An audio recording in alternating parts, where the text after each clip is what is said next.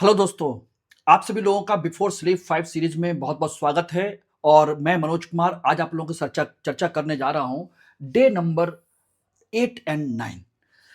क्योंकि देखिए मैंने 2 दिन की क्लास एक्सटेंड की थी या कह लीजिए 2 दिन की क्लास किसी भी परिस्थितिवश मैंने आपकी नहीं ली थी, लेकिन मेरा कमिटमेंट था कि मैं आप लोगों को इसकी क्लास का जितना भी कंटेंट है वो मैं डिस्कस करूँगा, वीडियो में बनाऊँगा। इसलिए मैंने दोनों दिन का कंटेंट मैंने एक साथ कंपाइल करके आपके साथ डिस्कस करने का प्लान बनाया है, जिससे कि आप लोगों का किसी प्रकार का जो भी रिदम है, वो ना टूटे। किसी तरह की समस्या ना हो और आपका जो कंटेंट है वो आपको मिलता रहे, क्योंकि टारगेट एक ही है, यूपीएससी 2027-28 में प्री क्वालिफाई करना, प्री क्वालिफाई करके मेंस निकालना, मेंस निकाल करके इंटरव्यू देना और सिलेक्शन लेकर के अपने घर वापस जाना। और मैं चाहता हूं कि इस जर्नी में मैं अपना योगदान आपको दूं और इसका बस एक ही पर्पज है कि मैं अपनी एबिलिटी जो मैंने इतने एक्सपीरियंस के साथ मैंने गेन की है, वो मैं आपके साथ साझा करना चाहता हूं, उन टॉपिक को आपको डिस्कस करना चाहता हूं जो आपके और अन्य छात्रों के या टीचरों के माध्यम से छूट जाती हैं और यूपीएससी उन छोटी छोटी चीजों पर फोकस करता है। तो मेरा उद्देश्य यही है कि वो कंपाइलेशन मैं आपको दे दूं। ठीक है। और ध्यान रखिएगा, अगर कोई भी डाउट हो, कोई प्रॉब्लम हो तो मुझे यहाँ पे आप कांटेक्ट कर सकते हैं। मेरी मेल आईडी है और मेरा टेलीग्राम नंबर भी है। और इस ग्रुप को जरूर ज्वाइन कर लीजिएगा। ये मेरा टेलीग्राम ग्रुप है जिस पर आपको सभी पीपीटी मिलती रहेंगी। और ये एम के लाइव कोड है जिसके माध्यम से स्टडी IQ आईएएस पर जाकर के आप हिस्ट्री ऑप्शनल का मेरा नया बैच ज्वाइन कर सकते हैं, जो कि 11 तारीख से शुरू हो रहा है। फटाफट इस बैच को ज्वाइन कीजिए। टारगेट है 300 प्लस नंबर ला करके आपका फाइनल सिलेक्शन करवाना और अच्छी रैंक के साथ में। और जीएस का भी कोई बैच ज्वाइन करते हैं तो इसमें भी आपको इसके माध्यम से कंप्लीट आपको डिस्काउंट मिलेगा अच्छा खासा, एम के लाइव कोड के माध्यम से। तो चलिए आज का पहला क्वेश्चन हम लोग डिस्कस कर रहे हैं। यूनेस्को चेयर कार्यक्रम के संदर्भ में निम्न कथनों पर विचार कीजिए। यह केवल विकासशील देशों तक सीमित है। इसका उद्देश्य अनुसंधान एवं सहयोग को बढ़ावा देना है। यह यूनेस्को द्वारा संचालित एक कार्यक्रम है। कौन सा या कौन से सही कथन हैं? केवल 2 और 3, 1 और 2, केवल 3, 1, 2, 3। बताइए कौन से कथन सही हैं? तो इसके बारे में मैं चर्चा करूं कि आपकी पुणे में एक यूनिवर्सिटी है, सिम्बायोसिस यूनिवर्सिटी। वहां पर क्या हुआ, महिला सशक्तिकरण के लिए एक विशेष कार्यक्रम शुरू किया गया। ठीक है ना। यूनेस्को चेयर कार्यक्रम, उसके माध्यम से महिलाओं को सशक्त बनाने के लिए ये ट्रेनिंग प्रोग्राम के तौर पर उनको दिया गया, जिसमें बहुत सारी लड़कियों को फ्यूचर स्किल्स डेवलप करने का कंसेप्ट रखा गया। ध्यान रखिएगा। तो ये केवल विकासशील देशों तक सीमित है, ऐसा नहीं है। अनुसंधान एवं सहयोग के लिए भी है और यूनेस्को के द्वारा संचालित है। ये दोनों सही है। आंसर है आपका ए। अब इसको मैं आपको बता दूं, UNESCO chair on gender inclusion and skill development, यानी कि लैंगिक समावेशन और कौशल विकास पर आधारित ये कंसेप्ट बनाया गया, जो symbiosis skill and professional university Pune ने इसको असिस्ट किया और एशिया की पहली चेयर इस पर बनाई गई है। एक तरीके से पहला प्रोग्राम शुरू किया गया और यूनेस्को के सहयोग से किया गया। 10,000 लड़कियों को फ्यूचर स्किल में प्रशिक्षण देने का प्रयास किया गया, यानी कि जेंडर इंक्लूजन के लिए, स्किल डेवलपमेंट के लिए, महिला को सशक्त बनाना, इंडस्ट्री ओरिएंटेड उनको ट्रेनिंग देना, एम्प्लॉयमेंट रोजगार की सुविधाएं देना, उनको मौके उपलब्ध कराना, ये सारी चीजें थी। इसमें क्या कंसेप्ट रखा गया, इंडस्ट्री इंटीग्रेटेड मॉडल, यानी कि शिक्षा और उद्योग को मिक्स किया गया। रोजगार के लिए रेडी वर्कफोर्स तैयार करना कि आप उद्योग खुले, आप सीधे आपको वहां पर काम मिल जाए। फोकस ऑन फ्यूचर स्किल, भविष्य की किसी भी स्किल को डेवलप करना, अभी से सीखना, जैसे रोबोटिक्स है, ऑटोमेशन है, सेमीकंडक्टर टेक्नोलॉजी है, एडवांस मैन्युफैक्चरिंग है, डिफेंस टेक्नोलॉजी है, जो भविष्य की है। इस तरह की चीजों के माध्यम से महिलाओं को सशक्त बनाने का प्रयास किया गया है। तो आंसर है ए। अगला क्वेश्चन आ जाइए, कथन और कारण वाला। बड़ी बिल्लियां पारिस्थितिकी तंत्र के संतुलन को बनाए रखने के लिए अपनी महत्वपूर्ण भूमिका निभाती हैं और ये शीर्ष शिकारी नहीं होती। ठीक है ना। सही कूट का चयन कीजिए। कथन ए और आर दोनों कारण सही हैं। कारण आर कथन ए का सही व्याख्या भी है। दोनों सही हैं लेकिन सही व्याख्या नहीं है। ए सही है, आर गलत है, ए गलत है, आर सही है। अब इसमें कंसेप्ट क्या, बड़ी बिल्लियां, आप लोग समझ रहे होंगे बड़ी बिल्ली का मतलब जो घर में पाली जाती है, गली मोहल्ले में पलती है, छतों पर पलती है, उनमें से कुछ बड़ी बिल्ली या जंगली बिल्ली। जी नहीं। बिग कैट्स का मतलब होता है कैट फैमिली, जो बड़ी बड़ी बेहतरीन जंगल की शिकारी होती हैं, जिनमें आपकी 7 प्रजातियां आती हैं। लॉयन, टाइगर, चीता, लेपर्ड, जगुआर, स्नो लेपर्ड, ठीक है ना, प्यूमा, ये सारे के सारे जो एक ही बिल्ली की प्रजाति के परिवार के हैं, उनको कहा जाता है। और ये बेहतरीन संतुलन को बनाए रखती हैं। क्यों? क्योंकि ये क्या शिकार भी करती हैं, अननेसेसरी सारी चीजों को खत्म भी नहीं करती। इसलिए एक ही जंगल में हिरन भी होता है, छोटे जानवर भी होते हैं, और ये भी होते हैं, संतुलन बना रहता है। तो ये बिल्कुल सही है। और ये चीज शिकारी नहीं होती भाई, इससे बढ़िया शिकारी और कौन होता है? इसलिए ये गलत है, आंसर ये सही है। कारण गलत है, शिकारी नहीं होती, शिकारी होती है भाई, इससे बढ़िया कोई शिकार नहीं करता है। अब ये चर्चा में क्यों है? New Delhi declaration big cat summit का आयोजन होने वाला है। इसमें इंटरनेशनल बिग कैट अलायंस के द्वारा न्यू दिल्ली डिक्लेरेशन की घोषणा की गई है। उसका जो ड्राफ्ट है वो तैयार किया जा रहा है, और यह जून 2026 में होने वाले ग्लोबल बिग समिट में अपनाया जा सकता है, जो ड्राफ्ट है, ठीक है ना। और अगर यह अपनाया गया तो बिग कैट कंजर्वेशन यानी कि इन बिल्ली की प्रजातियों को संरक्षण का पहला अंतरराष्ट्रीय घोषणा पत्र बनेगा। और ये एक इंटरनेशनल बिग कैट अलायंस बनाया गया है 2023 में, मुख्यालय नई दिल्ली में। उद्देश्य है दुनिया भर में बिग कैट्स का संरक्षण करना। और ये इंटरनेशनल सोलर अलायंस से ही प्रेरित है, जैसे भारत ने इनिशिएट किया था उसी तरीके से इसका भी इनिशिएशन किया गया है भारत के द्वारा है। इंटरनेशनल बिग कैट अलायंस यानी कि जिन देशों में बिग कैट्स पाई जाती हैं उनका अलायंस है ये। और 7 big cats tiger, lion, leopard, चीता, स्नो लेपर्ड, प्यूमा, जगुआर, ये रहे आपके सातों। अब क्लियर हो गया, एक ही प्रजाति के हैं। चलिए अगला क्वेश्चन, ग्वाइनेचो साहेब, ग्वाइंचो साहेब किसे कहते हैं? किसकी किसके लिए प्रयोग किया जाता है? Vasco da Gama, Francis Xavier, Saint Simon, Alfonso de Albuquerque. ये अभी हाल ही में बहुत चर्चित मुद्दा रहा है, बहुत चर्चित। और इसमें ग्वाइंचो साहेब पर एक टिप्पणी करने वाले एक यूट्यूबर पर एफआईआर करके उसको गिरफ्तार कर लिया गया, और ये मामला गोवा से जुड़ा हुआ है। अब कहोगे गोवा में सर, ये तो सबके सब गोवा में से संबंधित हैं, कहीं ना कहीं पुर्तगालियों से संबंधित है। यस, ग्वेंचो साहेब कहा जाता है सेंट फ्रांसिस जेवियर, जिन्हें माना जाता है गोवा का संरक्षक संत, गोवा को बनाने वाला, गोवा को बचाने वाला संत, इसको माना जाता है। ये रहे, और इन्हीं पर उसने आपत्तिजनक टिप्पणी की थी। उसका व्यक्ति का नाम है गौतम खट्टर। इस पर एफआईआर हुई, गिरफ्तार कर लिया गया, ठीक है। इसके भाई को भी। सेंट फ्रांसिस जेवियर की कथित आपत्तिजनक टिप्पणी पर विवाद हुआ, गोवा में प्रदर्शन हुआ, धार्मिक मामला को, भावनाओं को भड़काने के लिए सोशल मीडिया अकाउंटेबिलिटी की बात जुड़ गई। ये फ्रांसिस जेवियर की उपाधि है, जिसका मतलब होता है गोवा का संरक्षक संत। ये एक सोसाइटी ऑफ जीसस, जीसस का एक सोसाइटी था, उसके संस्थापक सदस्यों में एक थे। और ये भारत में 1542 में आए थे गोवा, और गोवा में उन्होंने अपनी कार्यस्थल बनाया। वहां पर पुर्तगीज सेटलर्स हैं, मिशनरी वर्क है, वो सब उन्होंने किया, और वहां पर उनको लोगों को बसाने की कोशिश की।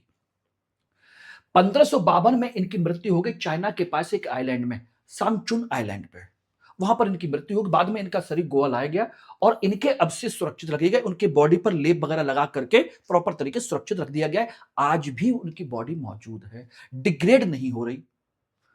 सोचिएगा, आज उनकी बॉडी जो है बेसिलिका ऑफ बॉम जीसस में सुरक्षित रखी हुई है, और ये अनकॉर्पोरेटेबल है माना जाता है, यानी कि बहुत कम डिकम्पोजिशन हो रहा है, बहुत कम, इतने सालों से रखी हुई है। और exposition of Saint Francis Xavier के हर 10 साल में इसका आयोजन होता है, और उनके अवशेष को सार्वजनिक प्रदर्शन के लिए रखा जाता है, प्रसन्न के लिए उनकी बॉडी रखी जाती है। अगला क्वेश्चन बहुत इंपॉर्टेंट क्वेश्चन है, नीलगिरी शैल चित्र स्थल के संदर्भ में निम्न कथनों पर विचार कीजिए। इस पर मैं अलग से एक टॉपिक बना रहा हूं, इसको ध्यान रखिएगा, पूरा क्वेश्चन बनाऊंगा मैं। सेंट फ्रांसिस जेवियर पर भी पूरा एक अलग से वीडियो बनाऊंगा मैं, लगभग मान के चलिए आधा घंटे के लगभग का वीडियो होगा, जिसमें सारी इंफॉर्मेशन आपको दी होगी, ठीक है ना। तो उसमें भी है, और इस पर भी मैं अलग से क्वेश्चन बनाऊंगा। ये अभी रिसेंटली नई खोज हुई है ये वाले।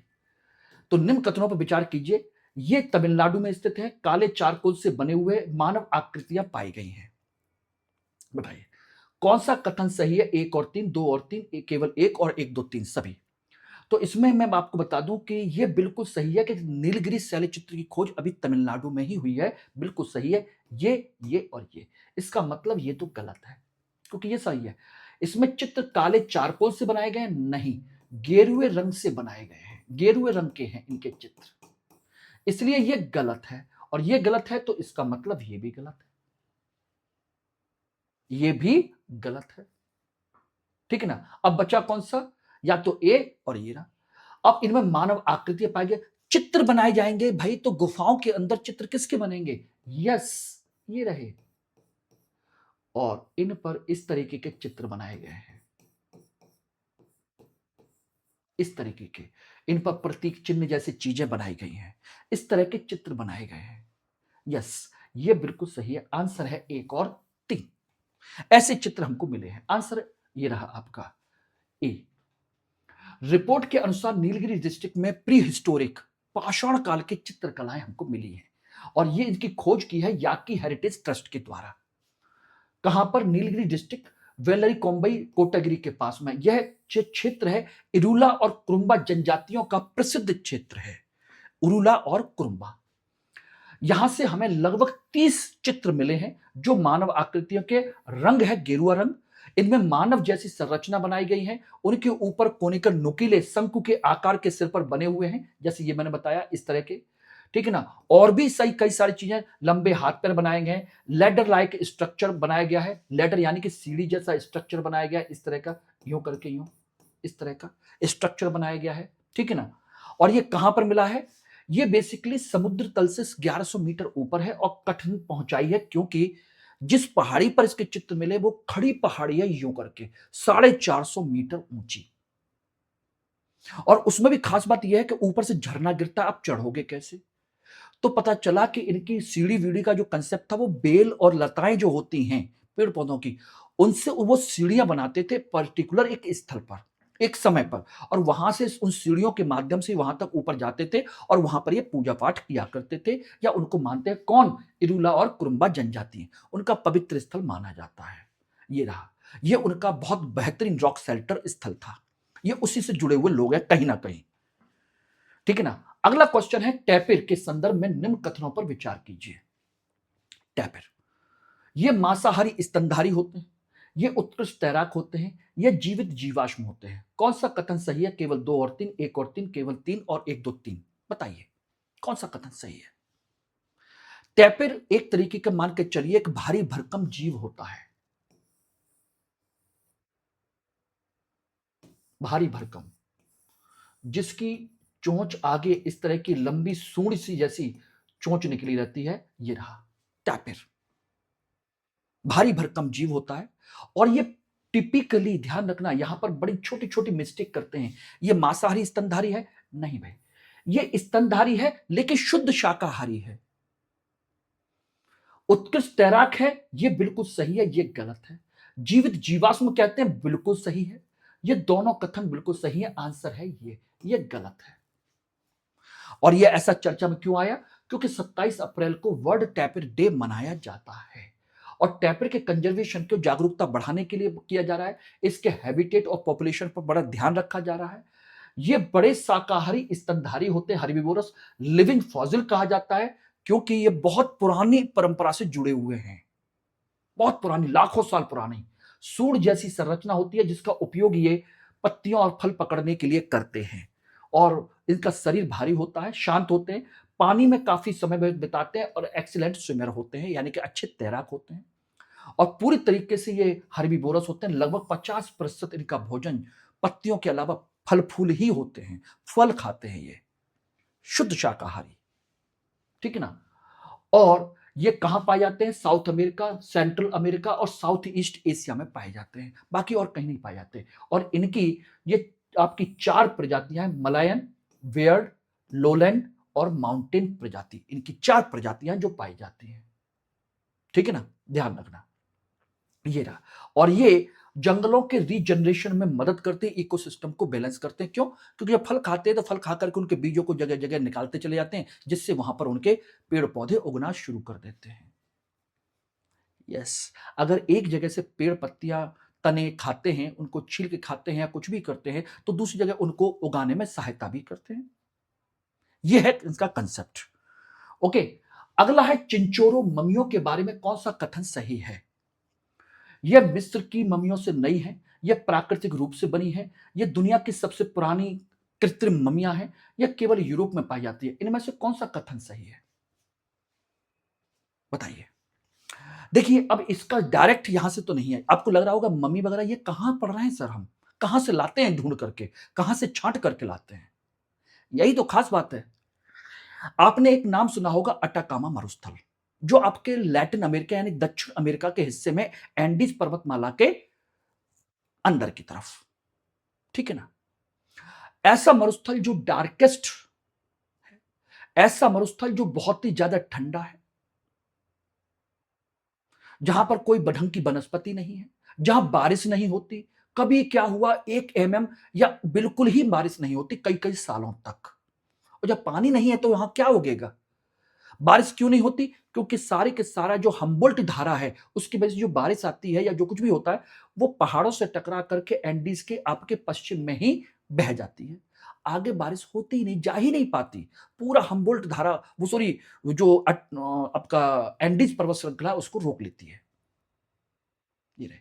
अब कहोगे सर उससे क्या लेना देना है।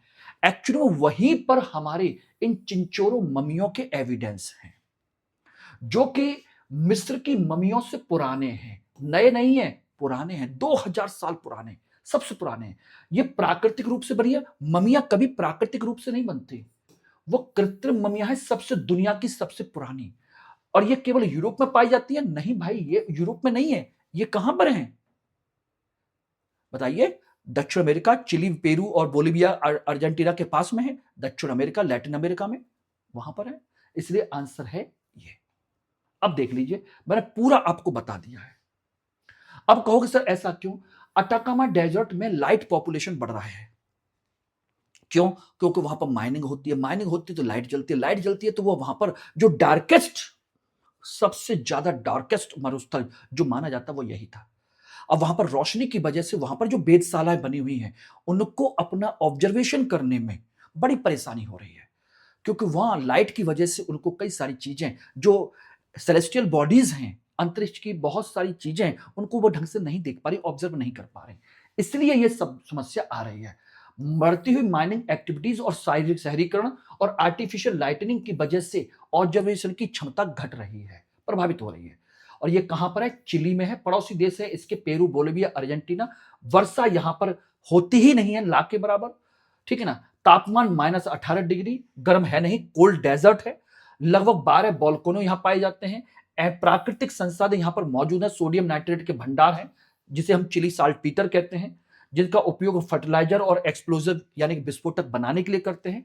और ये दुनिया की सबसे पुरानी मम्मी, आर्टिफिशियल मम्मी का एविडेंस यहीं पाया गया है, कुल मिलाकर के, ठीक है। अगला है सहयोग पोर्टल के संदर्भ में निम्न कथनों पर विचार कीजिए। यह इंटरनेट से अवैध सामग्री हटाने के लिए बनाया गया है। यह धारा 69A के तहत संचालित है। यह मध्यस्थों की जिम्मेदारी सुनिश्चित करता है। निम्न में से कौन सा कथन सही है? 1 और 2, 1 और 3, 2 और 3, केवल एक, 1, 2, 3। बताइए कौन से कथन सही है। अब यह है क्या? देखिए, सहयोग पोर्टल बनाया गया था इंटरनेट पर किसी भी तरह की गलत गतिविधियां होती है उनको रोकने के लिए, उनको जांचने के लिए। अभी क्या हुआ, दिल्ली हाई कोर्ट ने केंद्र सरकार से पूछा कि क्या एक्स, या जिसे हम ट्विटर कहते हैं, क्या उसको सहयोग पोर्टल से जुड़ना अनिवार्य किया जाना चाहिए। क्योंकि दुनिया में, भारत में भी ह्यूमन ट्रैफिकिंग, मानव तस्करी, बच्चों की तस्करी और राष्ट्रीय सुरक्षा के बहुत सारी गतिविधियां हमको दिखाई दे रही हैं, तो क्या उनको जोड़ा जाना चाहिए। तो इसी पॉइंट ऑफ व्यू से ये पूछा गया, इसलिए चर्चा में आया। यह सहयोग पोर्टल अक्टूबर 2024 में लॉन्च किया गया था, ठीक है ना। मिनिस्ट्री ऑफ होम अफेयर्स के तहत आता है। यह इंटरनेट से अवैध और आपत्तिजनक कंटेंट को जल्द से जल्द हटाने के लिए काम करता है। सरकार और सोशल मीडिया प्लेटफॉर्म के बीच तेज समन्वय करता है, ठीक है ना। और इसका जो कानूनी आधार है आईटी एक्ट 2000 का, आईटी एक्ट बनाया गया था सन 2000 में, वो इसका आधार है। उसकी सेक्शन 79(3)(b के तहत इसमें इंटरमीडियरीज जो होते हैं, सोशल मीडिया जैसी चीजों में को इलीगल कंटेंट हटाने की जिम्मेदारी दी जाती है कि इसको तुरंत हटाइए इस धारा के तहत। अगर पालन नहीं किया जाता तो सेफ हार्बर प्रोटेक्शन आपका खत्म हो जाएगा, हम आपको जो संरक्षण देते हैं खत्म हो जाएगा, आप यहां से जा सकते हैं, फिर बंद करना पड़ेगा आपको। इसलिए ये आपका गलत है। 69A नहीं है, 79(3)(b है। ये बिल्कुल सही है, ये भी सही है, ये गलत है। आंसर हो गया 1 और 3, आंसर ए। ये रहा कुल मिलाकर के। अगला क्वेश्चन आपने चर्चा में सुना होगा, ओपेक प्लस के संदर्भ में निम्न कथनों पर विचार कीजिए। यह केवल ओपेक सदस्य देशों का विस्तार है।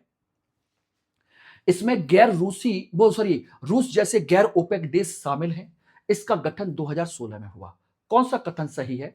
2 और 3, 1 और 2, केवल 3, 1 2 3, बताइए कौन कौन से कथन सही हैं? तो देखिए, पहली बात तो यह है कि ओपेक सदस्य देशों का विस्तार नहीं है, ये गलत है। और ये गलत है तो इसका मतलब ये भी गलत है, ये भी गलत है। इसका मतलब है अब दूसरा, इसमें रूस जैसे गैर ओपेक देश भी शामिल हैं। यस, रूस ओपेक प्लस में शामिल है, बिल्कुल सही है। आंसर हो गया ये, क्योंकि ये केवल 3 नहीं हो सकता जब 2 सही है तो। इसका मतलब ये भी सही है, गठन 2016 में हुआ, बिल्कुल सही है।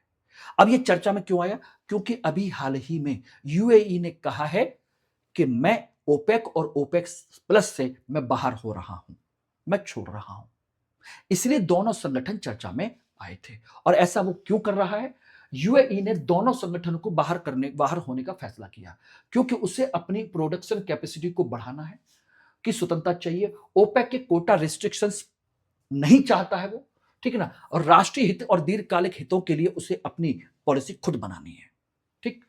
इससे प्रभाव तो पड़ेगा कि भाई ओपेक की एकता प्रभावित होगी, इसमें कोई शक नहीं है। भविष्य में तेल की कीमतों में अधिक अस्थिरता आएगी, कभी बढ़ेगी कभी घटेगी, क्योंकि अब ये सब स्वतंत्र हो जाएंगे तो अपने अपने तरीके से काम करेंगे, ठीक है।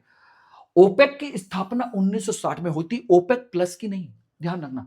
इसके सदस्य देश थे ईरान, इराक, कुवैत, सऊदी अरब, वेनेजुएला, ये थे, ठीक है ना। और वियना ऑस्ट्रिया इसकी राजधानी मुख्यालय था। यह एक इंटर गवर्नमेंटल अंतर सरकारी संगठन है, तेल निर्यातक देशों का समूह है।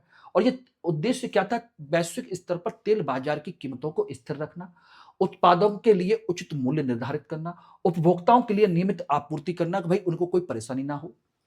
और यह विश्व के 75 से 80% तेल भंडार इन्हीं के पास है, ठीक है ना। और 35 से 40% ये उत्पादन करते हैं विश्व का, ठीक है ना। और इनके ऊपर एक प्रोडक्शन कोटा होता है जिसके तहत ये सारी चीजों को मैनेज करते हैं। इसके वर्तमान सदस्य 12 हैं और 2 सदस्य इसके निकल गए, अंगोला और यूएई। एक 2024 में, एक 2026 में ये निकल गए, ठीक है ना।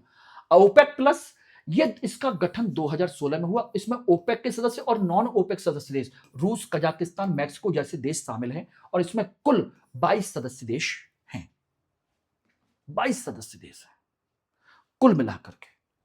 अब बताइए, ये क्लियर हो गया कि नहीं हो गया? तो मैंने आप लोगों के जो 2 दिन में बीच में गैप हुआ उसकी मैंने भरपाई कर दिया। और इन 8 प्रश्नों को प्रॉपर तरीके से नोट कर लीजिए, प्रॉपर तरीके से पढ़ लीजिए, और आपका जो सीक्वेंस है वो बिगड़ेगा नहीं। डेट वाइज अपना रजिस्टर बना लीजिए, एक रजिस्टर ले लीजिए या प्लेन पेपर ले लीजिए, उनको डेट वाइज इन सारे कंटेंट को लिखते जाइए और डेट वाइज सेट करते चले जाइए। आपका अच्छा खासा एक करंट अफेयर का पूरा लिंक विद बैकग्राउंड आपका तैयार हो जाएगा। और मैं इसमें केवल और केवल करंट नहीं बता रहा, करंट के साथ उसका बैकग्राउंड भी डिस्कस कर रहा हूं। और इसमें एक्सपेक्टेड क्वेश्चन कैसे बन सकता है ये भी मैं बताने की कोशिश कर रहा हूं। तो उम्मीद करता हूं कि आज की क्लास आपको अच्छी लगी होगी। और ये मैं चाहूंगा कि आप लोग इस क्लास को जल्द से जल्द शेयर करें और दूसरे लोगों को सब्सक्राइब करने के लिए मोटिवेट करें, तो जिससे मुझे भी मोटिवेशन मिले। और ज्यादा से ज्यादा लाइक कीजिए और कमेंट सेक्शन में जरूर बताया कीजिए कि क्लास कैसी है और उसमें और क्या करना चाहिए, किस तरह की चीजें करनी चाहिए। धीरे धीरे और बेहतर करने की कोशिश करूंगा मैं इसमें। Thank you.